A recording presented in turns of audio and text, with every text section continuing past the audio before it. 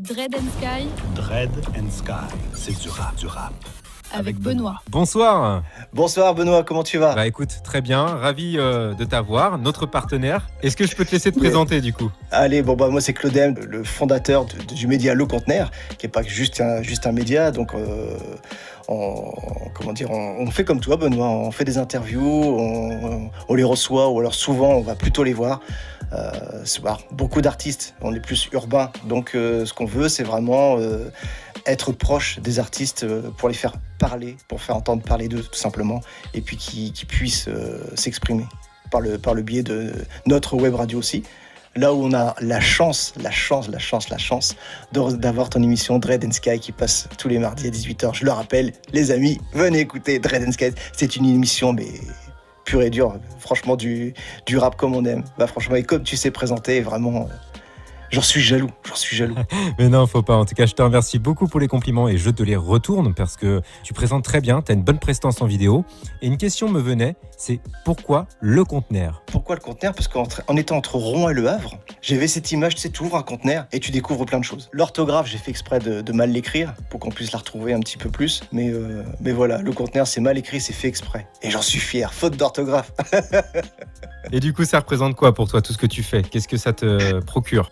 Ça me procure beaucoup de joie, cette envie me vient des années 90. Je sais pas si tu te rends compte à quel point ça peut être loin. Ah ouais, effectivement, les années 90, ça commence à dater. Mais d'où t'es venue en fait l'idée de faire, présenter du rap, faire du rap également?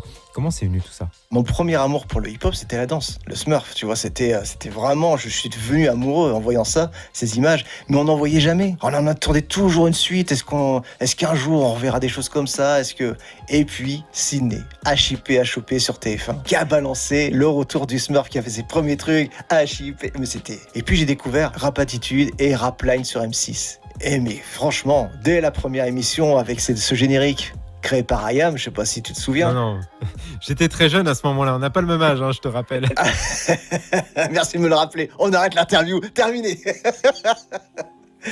Non mais franchement, ce mec, quand je le voyais qu'il allait aux États-Unis, il allait partout, et même dans le Bronx, quand il a interviewé Cypress Hill, qui lui disait « Je suis là, je sais pas si je vais repartir ». Mais en fait, il mettait une ambiance, quelque chose de... Cet univers, en fait, il a gagné un respect des rappeurs. Et en parlant de ce rap américain, il a réussi à amener le rap français. Un peu comme DJ Cut Killer d'ailleurs. Cut Killer, justement, je l'ai rencontré. Et ça, c'était en 98. Et après, en fait, c'était pas comme maintenant. C'était beaucoup de freestyle, beaucoup de battle, surtout battle. C'était que ça. C'était à celui qui allait faire saigner le micro. Et si t'avais le malheur de lâcher le micro 2 secondes, t'as un gars qui venait te le chercher. Et à cette époque, est-ce qu'on peut dire que le rap t'a canalisé? Ça m'a complètement canalisé, et puis j'avais trouvé ma voix. Je me suis dit, attends, parce que je me rappelle de l'école primaire, on me demandait qu'est-ce que je voulais faire plus tard. Je disais chanteur. Et je me rappelle, on me disait, mais on voit ça qu'à la télé. C'est normal quand t'es enfant, tu sais que t'es un enfant. Et en fait, à force des choses, à force du temps qui passe, je me dis, en fait, il y a peut-être des rêves qu'on peut réaliser. Bon, celui-là, je l'ai pas réalisé, je m'amuse à le faire de temps en temps. Mais je suis comme toi aujourd'hui, j'ai cette passion en parallèle qui est justement être un média et surtout l'approche des gens, apprendre à les connaître parce que je trouve que c'est vachement enrichissant. Je pense que t'as vu la même chose. T'apprends par leur carrière, t'apprends par leur émotion, t'apprends par leur façon de voir les choses, leur progression. Et parfois tu vois des choses en commun avec eux, parfois t'en apprends d'autres. Et je trouve que c'est vachement constructif. Et toi alors justement, qu'est-ce que tu cherches à construire avec Le Conteneur aujourd'hui? Alors aujourd'hui et demain, ce que je cherche avant tout, il y a bien sûr ce point de vue local qu'on essaie de mettre en place. Et il me semble aussi que tu organises des concerts. Voilà, c'est ça. Et au mois de septembre, il y aura encore un concert que cette fois j'organise. Qui s'appellera Le Conteneur du rap tout simplement. Et puis bien sûr Le Conteneur, ce que je veux c'est que ça ne soit pas que local, parce que regarde, tu vois, par l'intermédiaire de la radio et tout ça, on a appris à se connaître. Toi t'es sur Angers, on a eu des contacts au Congo avec un rappeur que j'apprécie énormément, Scorn, avec qui j'ai fait un feat aussi. Donc je fais un gros clin d'œil à Scorn et puis ses frérots autour de lui, parce que il donne une force incroyable. Parce que quand j'ai été voir le pourcentage sur notre web radio, ils sont à 19% à nous écouter de là-bas. Ah ouais, 19%, c'est énorme. Et il me semble que tu es un grand passionné de basket. Bon, pour te parler de l'amour du basket, j'ai une anecdote. Alors, je sais pas s'il s'en souvient. Big up et une petite dédicace à Tony Parker. Je sais pas, Tony, si tu te rappelles. Je m'adresse à toi, Tony. Est-ce que tu te rappelles les raclés que tu venais nous mettre sur le streetball à l'école Flaubert? On t'attend. Donc en fait, ce qui se passait, c'est que nous, on jouait entre nous. Alors, ils nous foutaient des raclés juste comme ça, jusqu'à ce que, à chaque fois, la même scène. Son père, donc il venait, il parlait pas français. Je me rappelle de sa voiture noire. À l'époque, je savais même pas ce que c'était comme voiture. Il venait, il lui parlait anglais, il se faisait engueuler parce qu'il avait pas le droit de traîner avec nous. On n'était pas des gens assez bien. Mais bon, c'est parce qu'ils nous connaissaient pas. C'est vrai que nous, on était les gars dans les immeubles. Eux, ils étaient plus en maison. Bon bah voilà. Tu es rappeur aussi, en plus d'être animateur, donc de faire des podcasts, de faire des émissions, tu fais beaucoup de choses. J'écris depuis l'école primaire en fait. Ah, t'as commencé à écrire avant de faire de l'animation du coup? Je savais pas pourquoi j'écrivais, mais j'écrivais. J'ai commencé à écrire des poèmes, mais j'écrivais jour et nuit. C'est-à-dire qu'en fait, ça m'a tellement porté préjudice, c'est-à-dire que la nuit, je ne dormais pas. J'écrivais. J'étais en cours, j'écrivais. Ah oui, donc effectivement, ça a dû te porter préjudice. Bon, mon cher Claudem, je te remercie beaucoup pour cette interview. Merci pour la diffusion de Dread & Sky. Justement, j'allais y venir. Les amis, Benoît, c'est maintenant, voilà, comme je dis toujours, quand vous arrivez dans le conteneur en tant qu'artiste pour les interviews ou quoi que ce soit, c'est la famille. Et ben Benoît, c'est la famille, c'est un frère aujourd'hui. Et voilà, merci à toi Benoît. Check. Attends, je te le refais. Check. Benoît aujourd'hui c'est un frère, voilà, ça fait quelques mois qu'on parle entre nous. Il est sur Angers, il a son émission Dread & Sky que vous pouvez retrouver sur YouTube, que vous pouvez retrouver aussi, et j'en suis content, sur la radio Le Conteneur le mardi à 18h. Elle est diffusée à 18h, 20h et rediffusée presque tous les jours de la semaine. Parce que bah voilà, son émission est parfaite, c'est un animateur parfait, on va en parler dans pas longtemps parce que cette fois c'est moi qui va inviter Benoît pour une interview. Et on va parler de son émission Dread & Sky qui existe depuis longtemps, parce qu'elle n'est pas d'aujourd'hui ton émission. Ah non, non. Avec les artistes que tu as interviewés, des artistes reconnus. Oh là oui. On va pas dire les noms, je veux pas. Ok. Mais quand vous allez découvrir, voilà, quand vous allez découvrir les anecdotes de Benoît et son émission Dread & Sky, vous allez comprendre pourquoi je suis content que son émission passe sur le conteneur. Yes, je te remercie beaucoup, c'est cool. Bonne soirée à toi mon poteau. Bonne soirée à toi et puis merci pour ton interview, c'était un pur plaisir.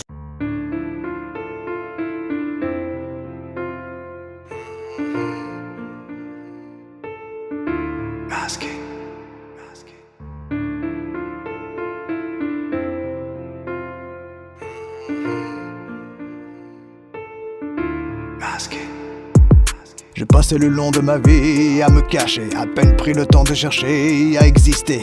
Prêt pour un sauvage qui ne veut pas se mélanger. C'est sous les coups de certains que j'ai dû avancer, pour une différence que je n'ai jamais cachée. J'ai passé les obstacles à force de volonté, toujours dur de vaincre cette timidité. Aujourd'hui je me présente le visage dévoilé. Les années sont passées, j'ai pas le premier à crier, mais marre comme beaucoup de vivre toujours en retrait. Bah oui, j'ai pas les codes, j'ai dû trouver mon rôle. Des psys qui me décodent pour dire ton âme est folle. Tout ça pour nous rallier à une seule entité. Je te dis merde société, moi je veux vivre démasqué.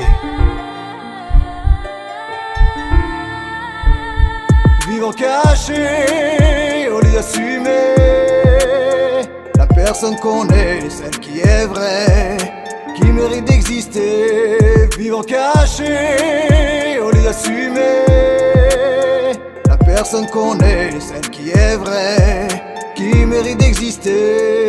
Elle a passé ses années folles à entendre qu'elle était drôle. Elle voulait juste être drôle pour ne pas paraître folle. Elle a passé des étapes, subir sa vie qui craque, avec un mari qui la frappe et qui l'aime avec des claques. Elle veut sortir de la brume à cette vie qui l'enfume. Elle veut sauver son enfant, ne pas en faire un gosse errant, avec un mal qui va le suivre et qui va le bouleverser. C'est perdu dans la masse qu'il voudra se cacher. Lui dire que c'est sa faute et qu'il n'est pas comme les autres, mais la peur guide ses pas, même si parfois il se vautre. Lui fait croire qu'il a envie d'être comme ceux qui additionnent les sommes. Au final il s'en moque. Un jour maman m'a dit, c'est ça devenir un homme. Laisse-leur porter le masque qui fait de des envieux.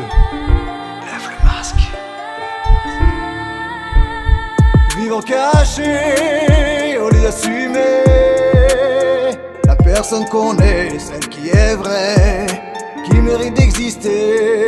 Vivant caché au lieu d'assumer la personne qu'on est, celle qui est vraie, qui mérite d'exister. Vivant caché au lieu d'assumer la personne personne connaît celle qui est vraie, qui mérite d'exister, vivant caché au lieu d'assumer. La personne connaît celle qui est vraie, qui mérite d'exister.